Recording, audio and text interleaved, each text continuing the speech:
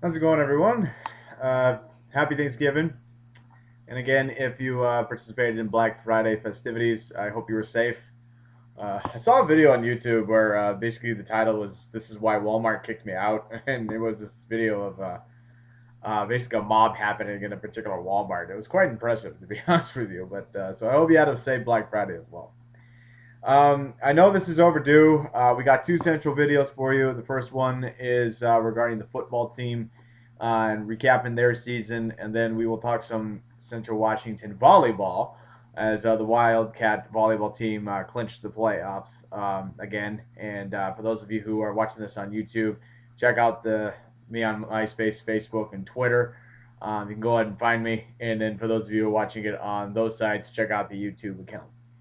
All right, so the Central Washington University football team finished in tied for second, and I don't necessarily know how the tiebreakers or if there were any tiebreakers at this point because they tied with Western Oregon and they finished with identical records in conference and overall and winning percentage, and they split the season series against them. So.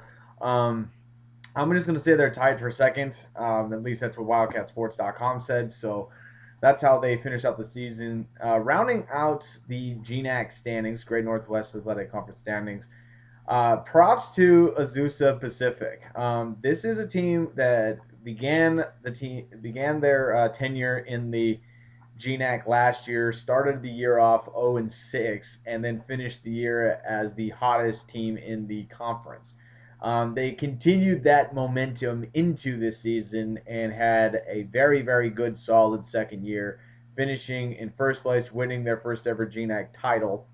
They had a conference record of 9 wins and 1 loss, and their overall record was 10-2. So congratulations to the Cougars of Azusa Pacific.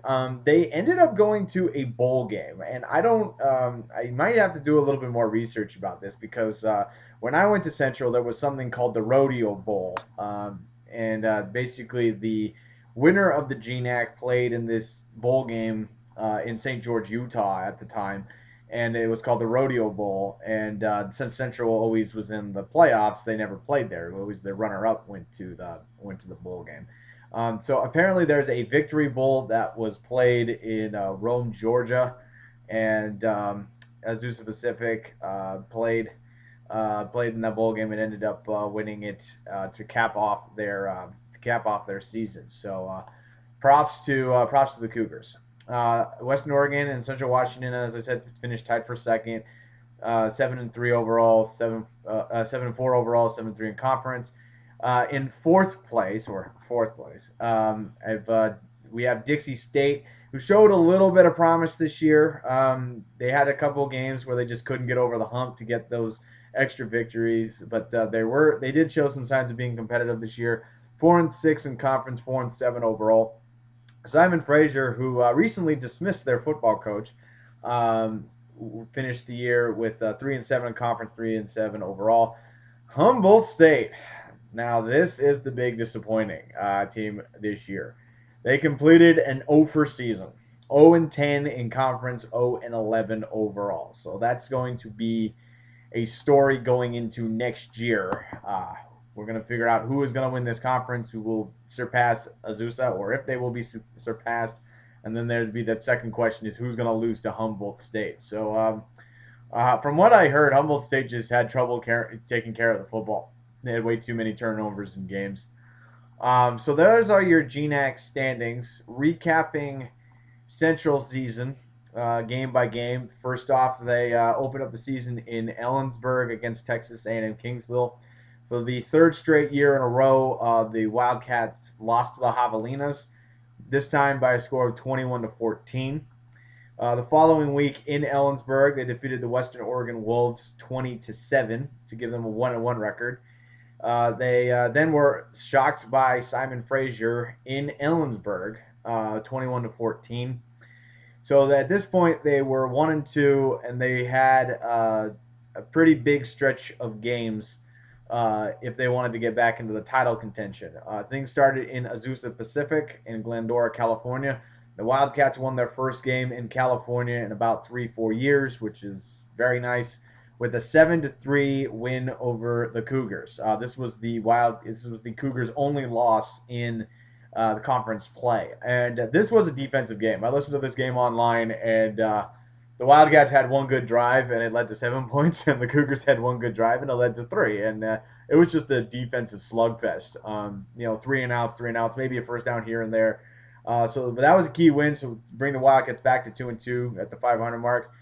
And then the Wildcats beat the Humboldt State Lumberjacks 21-13, sweeping their California road trip, which at the time was very big. At this point, they began to start thinking, maybe there's an opportunity to creep up, get that conference lead, and they did get that conference lead, or at least tied for it with their comeback win against Dixie State, and for homecoming week 27-24.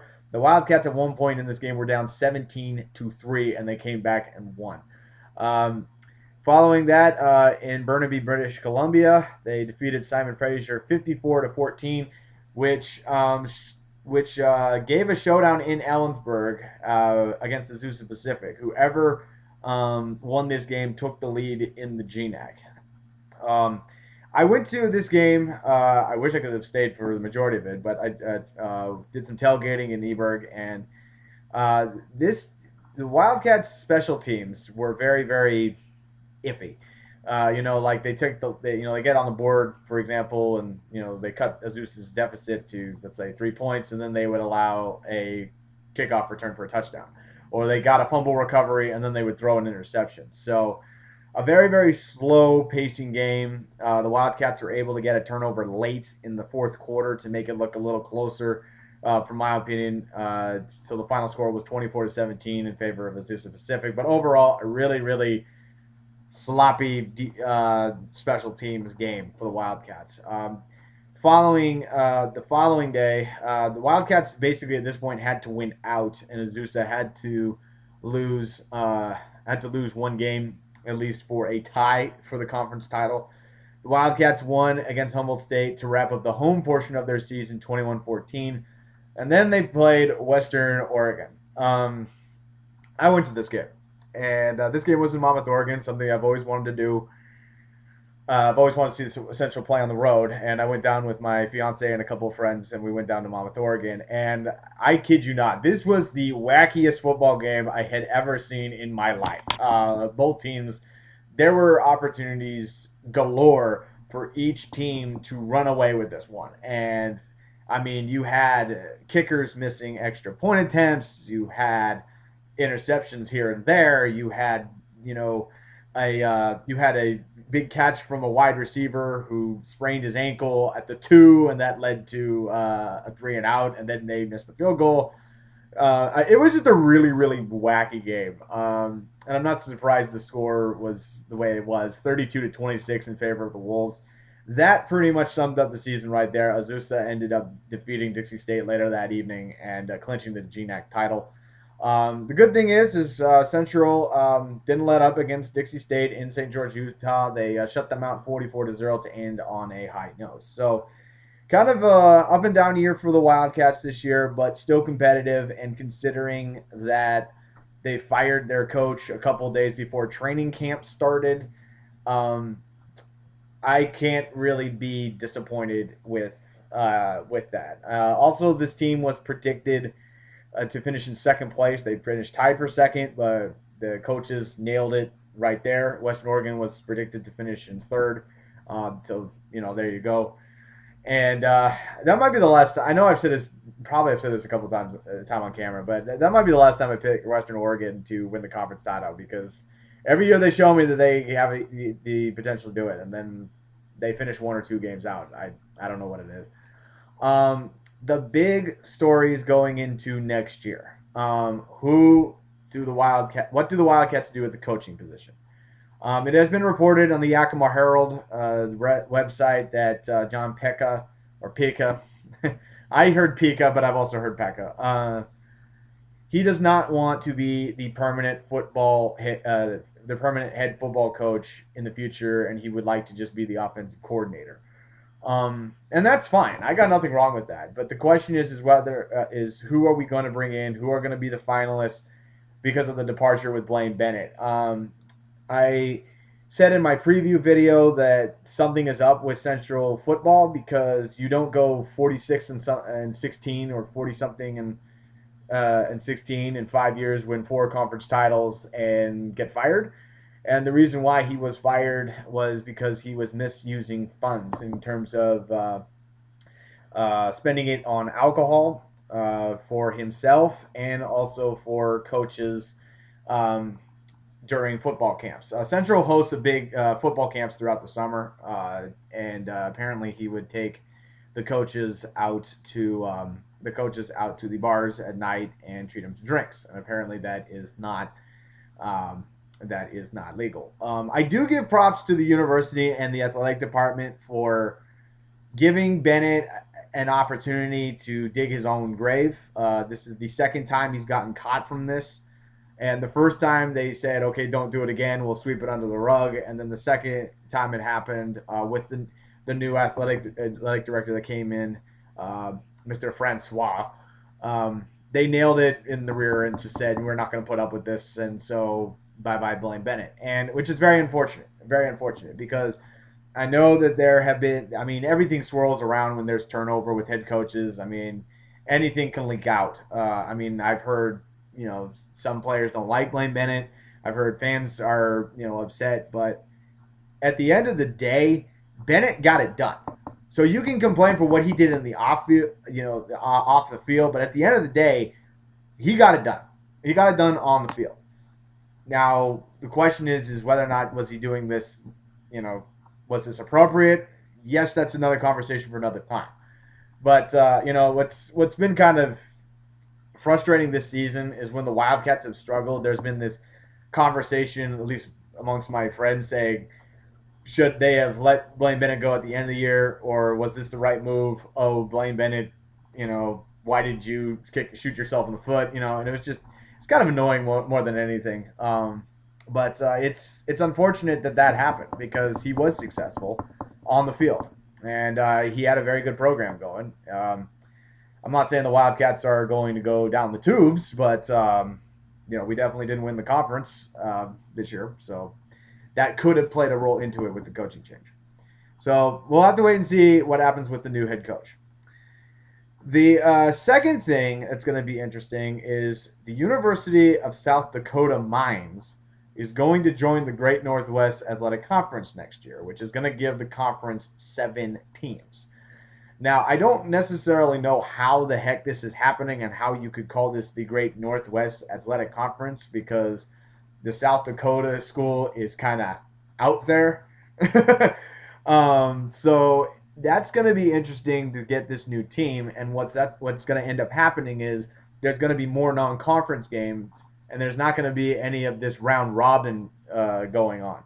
We've been playing a game at home against opponents and playing a game on the road against conference opponents. That's going to stop starting next year.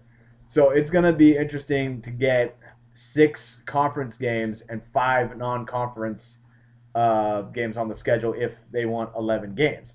I do think this is a good move for the GNAC because it would allow GNAC schools to get attention on the national level. Maybe play a couple of schools from the Lone Star Conference in Texas or the Mid-Intercollegiate American Association, the MIAA. That might help. Also, maybe possibly play a couple of games on the East Coast. So that would be nice. Maybe some in the RMAC, the Rocky Mountain Athletic Conference. My fear, though, is that since South Dakota is so far away compared to the other schools, that they're going to be around for 2, maybe 3 years and then pull out. And the reason being is because travel is going to be incredibly expensive for that school. But it's going to be interesting, and it's going to make them more. It's going to be interesting in the sense the conference games are going to mean more than what they already are now. There's always been that, hey, if we lose to, let's say, Simon Fraser at home, we can get them on the road, or vice versa. From what I hear, that's not going to happen. So, as far as the team itself goes, defensively, I thought the defensive unit played very well. I thought the special teams, for the most part, played well, with the exception of the Western Oregon game. The offense is incredibly streaky. if you look at some of these scores, like Texas A&M Kingsville, 24-14. We had the ball going down to the final, on the final drive, and we turned the ball over. So we couldn't get over the hump there. You look at the game against Simon Fraser in Ellensburg, 21-14 there, just one more score over there. And then in the first half against the Dixie State game in Ellensburg, the offense was completely dead, and then they ended up coming back and winning. So the offense was incredibly streaky this year, and the offensive line definitely does need improvement.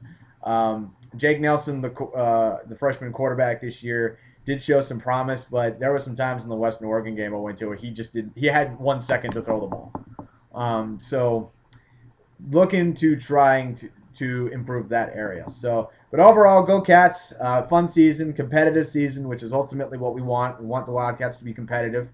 And we'll see you next year. Again, congrats to the Cougars, and hopefully we can get this coaching, head coaching problem squared away. So, thanks very much for watching. Again, follow me on Facebook, MySpace, and Twitter, and on YouTube.